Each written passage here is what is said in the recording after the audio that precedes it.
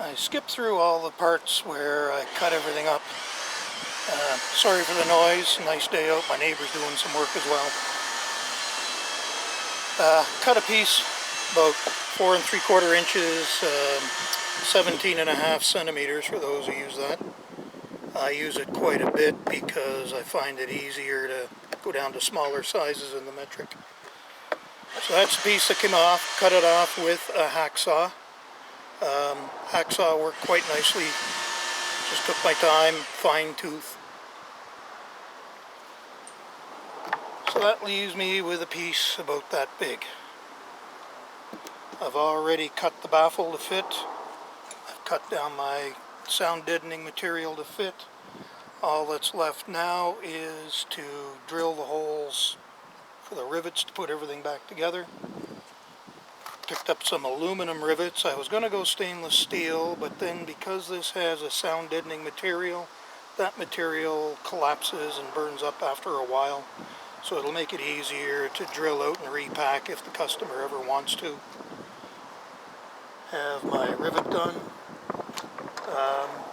Scissors were all that was needed for cutting the materials.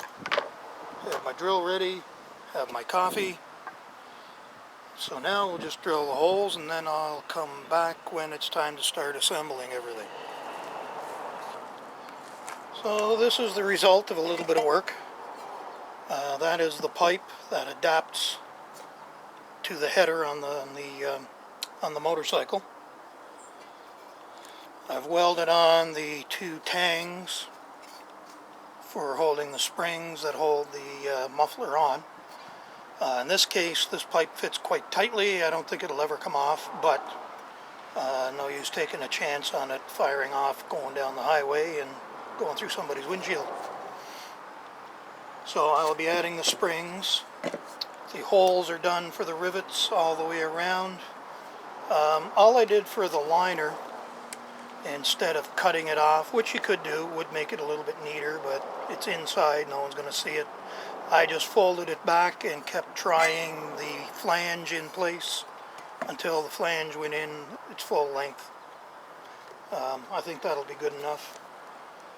Our sound deadening material is wrapped around the baffle, ready to go in place. So now I will go and I will put this all together and show you the results when it's all assembled. I figured I should mention how I did the tabs. All I did was hook the spring in place, bring the spring back until the tab just touched the top of it. There isn't a lot of spring tension required, so I didn't see any reason to, put a massive amount of pressure on it. It's just to hold the muffler on. You want enough tension that it's not going to rattle, but not so much that it's going to at some point break or bend the tab. It's not a big deal. Okay, so there's our assembled muffler. The band is riveted back on. The band really doesn't do anything other than make the 2 ends look good. Gives the rivets somewhere to bite other than on the carbon fiber. Of course, the rivets hold the steel end in place. On this end, this is all one piece, but the rivets hold the steel insert in place that holds the baffle and holds the decibel killer. So what I'm going to do, I'm just going to slip this on for the moment. I'm not going to clamp it yet. And we will all see how this nice new shortened muffler sounds.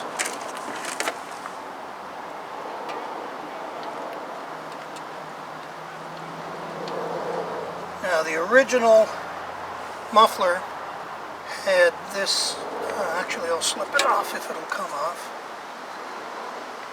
No. It's a gasket that goes inside the original pipe. What it does is actually comes out to the inside diameter of a 2-inch exhaust pipe.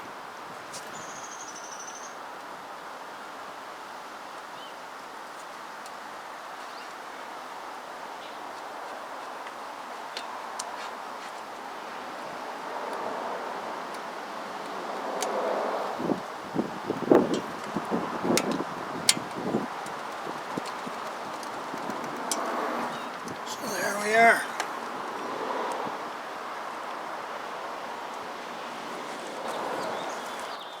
Okay, let's start her up and see what she sounds like.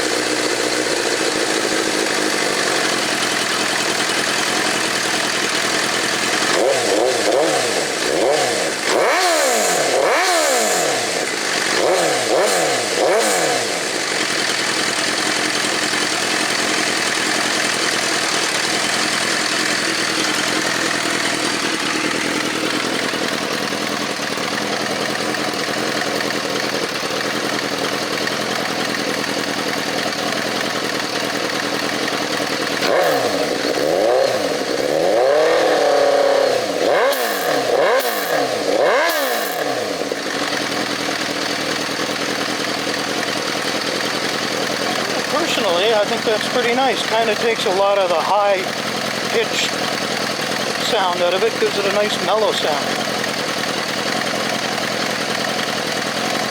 Would have been nice if I had have gotten a video of the original length, just to see what difference it made and shortened it.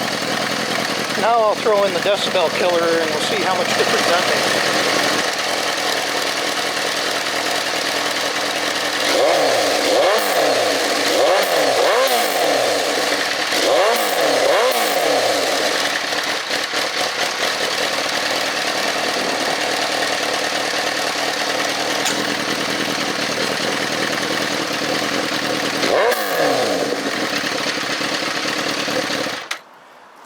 It does seem to make a difference.